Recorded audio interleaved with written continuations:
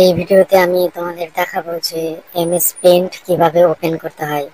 MS paint open করার জন্য প্রথমে স্টার্ট বাটনে ক্লিক করবে। ক্লিক করার পর এখানে খুঁজে বের করবে যে এমএস পেইন্ট কোথায় আছে, এই যে পেইন্ট, এখানে বাম ক্লিক করবে, তাহলে এটা ওপেন হয়ে যাবে। এছাড়াও স্টার্ট বাটনে ক্লিক করবে, এখানে যদি না থাকে তাহলে অল অ্যাপস এখানে ক্লিক করবে, বাম ক্লিক, তারপরে এখানে এমএস পেইন্ট খুঁজে বের করবে। নিচের দিকে আছে দেখবে, এই যে পেইন্ট, এখানে বাম ক্লিক করবে, তাহলে ওপেন হয়ে যাবে।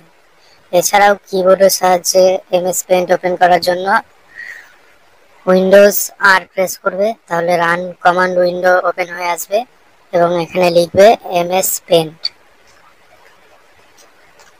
লেখার পর এন্টার কি প্রেস করবে, তাহলে এমএস পেইন্ট এটা ওপেন হয়ে যাবে। আর ক্লোজ করার জন্য এই ক্লোজ বাটনে ক্লিক করবে, তাহলে ক্লোজ হয়ে যাবে। স্টার্ট বাটনের পাশে আছে সার্চ অপশন, এখানে বাম ক্লিক করবে, তারপরে এখানে পেইন্ট লিখবে, তাহলেই এর নিচে এখানে চলে আসবে পেইন্ট। এবার বাম ক্লিক করবে, তাহলে এটা ওপেন হয়ে যাবে।